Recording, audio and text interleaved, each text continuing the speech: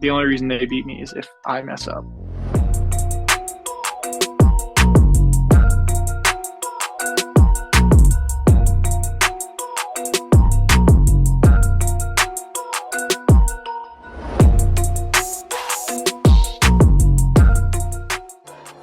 Absolute dominance from Paul Gervase.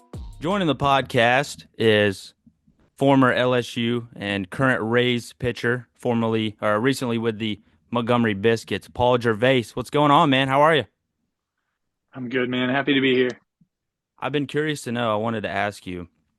You're extremely tall. You're 6'10". Obviously, baseball is working out for you pretty well, but did you ever think you might be a basketball player? No, not really. My first 2 years of high school, I wasn't. I mean, I was still tall for my age, but I was like 6 foot my sophomore year. Hit a growth spurt junior, senior year, and got a lot taller. But I had never really played basketball other than like rec ball growing up. So no, I never really thought I was going to play basketball. The first time I ever met you was in the parking lot at Regents Field in Birmingham, and you had just been traded from the Mets to the Rays, and you were telling me about you had just driven down to Birmingham from Maine or somewhere up there. Binghamton, New York. Yeah, yeah. How hectic was that whole process? Walk me through that. Dude, that was wild.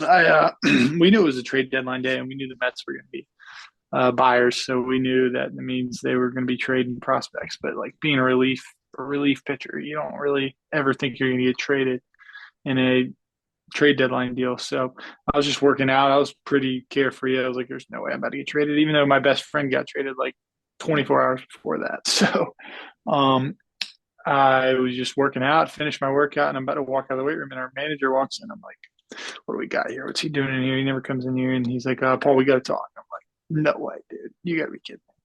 And I kind of knew right away when he said we had to talk, and he brought me into his office, and the farm director was on the phone. He was like, "Hey, man, we traded you to the Rays. Like, good luck.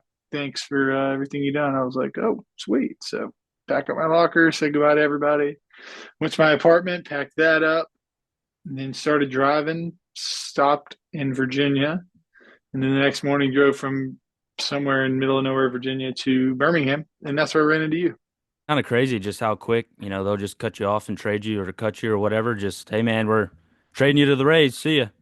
Yeah, pretty much, dude. It was so weird. I had like 20 minutes to pack up all my stuff, and I didn't want to just linger around the clubhouse. I felt like that would be weird, so I just left. Were you kind of stressed about rushing to meet up with the Biscuits in Birmingham? Was there like a timeline you had to make? I know they said I could take as much time as I needed to, but I kind of wanted to get down there as quickly as possible, just because I figured that would make it easier. Get down there, get with my teammates, and get to playing as quickly as possible, because that's the easiest way to assimilate with everybody is to just get on the field and start playing with everybody. Well, when I met you in the parking lot and we were walking down to the clubhouse, it seemed like you meshed well with everybody almost immediately. How did you keep that camaraderie strong throughout the season? Um, I had known of a couple players on the team before. I didn't know any of them like right away, but I got to know them like through mutual people. And then once I got to the team, it was pretty much easy, man. Everyone bonds over just playing baseball. So if you go about your business the right way and just practice the right way and everything, usually people take you in and you get great relationships with people, which I was lucky to do with these guys. And then on top of that, um, my old teammate from LSU, Trey, he got promoted to Double A like a week after I got there. So it was easy with him. I already knew him really well. Well, what was the difference? Because you were coming to the Southern League from the Eastern League. What did you see were some of the differences between the two? In the Southern League, it was a lot hotter. Obviously, it was going from New York to Alabama in the summer is it's definitely a big time temperature change. It was so hot my first day there. I was like, I can't believe we play in this weather. And then another one, I thought the ball like flew a lot more in the Southern League. I thought the Eastern League was more of a pitcher's league, but the Southern League was the ball like when the guys hit it, I felt like it went further. But yeah, I would say those were the biggest differences. And then the Southern League, the travel was a lot better. Like in Binghamton, I could go as far as Portland, Maine, which is like 7 hours away, or Richmond, Virginia. The furthest trip in the Southern League from Montgomery was like 2, 3 hours, so it wasn't bad at all. We both know baseball is probably the most statistical, analytical sport there is, and pitchers especially are worried about, getting ahead in the count and all that kind of stuff. But how often do you keep up with your own personal stats and analytics and stuff during the season, and how do you not let that kind of rattle you during the game? Not thinking about, your Yeah. mechanics or analytics or whatever. I'm like kind of a stat junkie, so I kind of always know what my stats are. I kind of look at them pretty often, just like see where I'm at, see what obviously I need to improve. But once I'm on the mound, I'm not really thinking about stats. I'm thinking about how do I get this guy out. But yeah, I mean, a lot of people don't like to look at them at all. They'll like never look. And then a lot of people will look all the time. So I'm one of those guys that looks after every outing. I'm like, all right, how am I doing now? But it doesn't really, I don't really derive stress from baseball. It's just, I mean, it's fun. So I don't really get stressed out from anything in baseball. Well, you don't got a name drop, but have you seen, maybe a teammate or somebody in the clubhouse, really struggling with that kind of paying too much to the analytical things and it kind of messes with their play? Yeah, there are some guys that'll get to them that they'll, like, let's say you have a low batting average. You're like, oh, I need to get this many hits over the next month to get it to here. And you're just like, hey, man, like, you just got to play the game, have fun with it, and everything will take care of itself. Most of the time, the ball's going to bounce your way if you're playing the game the right way. You got a pretty incredible story. You had one D3 offer coming out of high school, went there, went the JUCO route, and then ended up at LSU and now pitching in the Rays system. Kind of a two-parter. Did you ever see yourself where you are now, and how did that adversity and all those challenges you face make you a better pitcher and a better person? I always wanted to play in the major leagues. That was my goal ever since I was a little kid. It's always what I wanted to do. But to be lying if I told you I thought it was going to happen my senior year of high school, freshman year of college, because I was just, I mean, I just wasn't that good. And I tried to, I always would say, yeah, I want to play the major leagues. But at that point, it was like looking pretty grim, I would say. But I really think with my dad, he really pushed me that summer after my freshman year. He was just like basically, hey, like, you're either going to work hard and you're going to take this seriously, or I'm not paying for school. Like, this is ridiculous. I'm not paying for you to go to school and be average at this school. It's thousands of dollars a year when you can go somewhere. It's a lot less expensive than that. And I was like, yeah, that makes sense. So I just turned up the workouts up a notch, started taking my throwing a lot more seriously, and now I'm better, I guess. If you could take one thing away from your time at LSU, what would it be? The most beneficial thing? Well, I would say the most beneficial thing was that I belong. That's what I kind of got there. When I first got there, I was like, wow, like all these guys are like these high end recruits. They've been on the national scale of college baseball for years. And I was just kind of like, where do I fit in here? And that first fall, and I threw the ball pretty well. And I was like, okay, like I can get these guys out. I can probably get anybody else out. And then the spring kind of took off and started playing well. But I would say the most thing that helped with my confidence. And I felt like I belonged and I could play with best of the best players. And then, sorry, I had to do a second thing.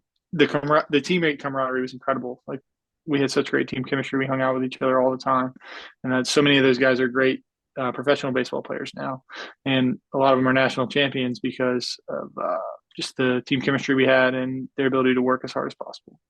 Well, obviously, getting drafted is an amazing thing, but were you like, man, maybe could have waited another year when you saw they won the national championship the next year?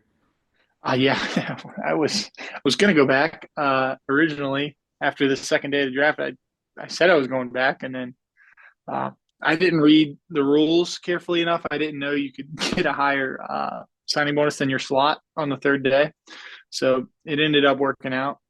And no, I don't regret not going back. Of course, that would have been awesome to play and win a national championship. But like I said, God had a plan for me, and this was it.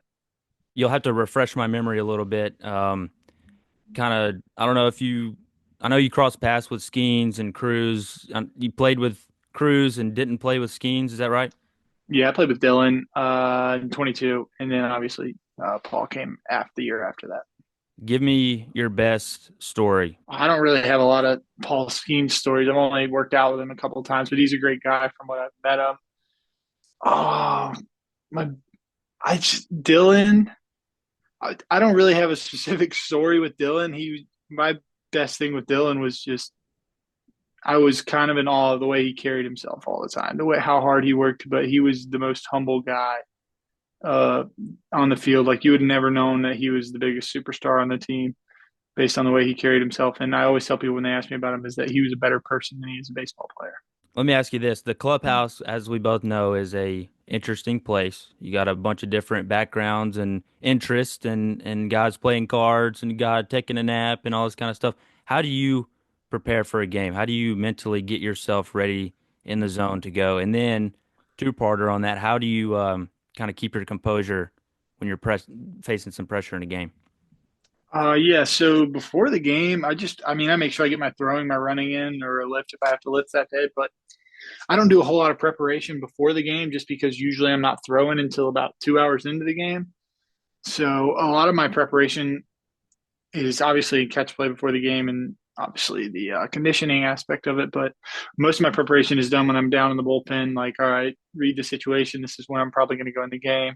Throw some plyo balls, try to stretch my arm out. But sometimes you don't even have time to do that. So my biggest thing is to just get ready as quickly as possible and always be able to get ready in 10 pitches or less. So I always just stay loose out in the bullpen. And whenever they call my name, just kind of get ready to go. But and the second part of your question about the pressure, dude, like I said, I don't really look at it as pressure. I look at it as just an opportunity to go out there and do what I've wanted to do my entire life. So if you look at it as pressure and look at it as like something that's really difficult, no matter what type of hitter you're facing, then you're just going to make it harder on yourself. So for me, it's just go out there and have so much fun and do my best to get the guy out, which is usually throwing a lot of fastballs. So that's what I try to do. Well, hey, if you see Caden Dana down there in Florida, ask him about his pregame little quirk. It's probably the most interesting one I saw. He puts ground beef and yogurt, mixes it up, and eats it. You should ask him about it if you see him. Hilarious. All right, I will. My brother's actually with the Angels organization. Maybe he can ask him. Nice. Um, Last question, and then I was going to hit you with a little rapid fire to wrap it up. How have you seen your pitching style evolve? Obviously, you're older, you're bigger, you're stronger, all that kind of stuff, but maybe mechanically or something. Looking back, what do you think was the biggest thing that you changed, and what made you change that? I think the biggest adjustment I've made with my pitching style is my confidence. When I was even at LSU, like I said, my confidence grew when I was at LSU, but I was still relying on a coach to call every single pitch for me. And I threw mostly fastballs in college just because it was kind of a outlier pitch for me, and I couldn't land a breaking ball for a strike to save my life, so I just threw fastballs every pitch and had some success. But I think this year and last year, I kind of learned that I can't just be a one trick pony. I need to be able to make adjustments, obviously, because these hitters are really good. And once I started to be able to land the break ball and the cutter, then I kind of just went up to the mound every time knowing I was like, the only reason they beat me is if I mess up. Like, if I just do what I'm supposed to do and execute the pitches I want to execute, I'm going to win most of the time. And that's really helped with my mentality and my confidence. And now every time I'm on the mound, it doesn't matter who's in the box. I think I can win. Well, all right, man. You ready for some rapid fire to wrap this Yeah, up? I got you. I got you. All right. Ready? Yep. Favorite baseball movie? For love of the game. Favorite pregame meal? Yeah, probably. Wow, I've been asked that in a while. Spaghetti. Funniest teammate on the Biscuits? Oh, Logan Workman. Favorite player growing up? Justin Verlander. Favorite ballpark to pitch in? LSU. Alex Box Stadium. Most embarrassing moment on the baseball field? Oh, this year, the guy hit like a bouncer to me, and with the runner on second, and it was tied. Sorry, this is going to be kind of a long answer. It was the bottom of the inning, so if they score, they walk us off. He hit it to me, and I tried to like lob it to first base, and I threw it way over the first baseman's head. And I thought the guy scored. So I like squatted down and went like that. I was like, oh my gosh. And everyone's screaming at it. I look up and the guy's only on third. And I was like, oh my. And like everyone's like yelling at me. And that was a pretty embarrassing moment. I got a little flustered. Do you remember who it was? The runner on third? No, I don't. It was in Richmond. It was actually my last outing with the Mets before I got traded. Last one. If you could listen to one song for the rest of your life, what would it be? Battle Belongs by Phil Wickham. All right. Well, Paul, I appreciate you taking the time, man. Good luck this season. Keep killing it. And hopefully the Barons was your favorite visiting clubhouse to come to this past season. For sure, man. Thank you again. All right, man.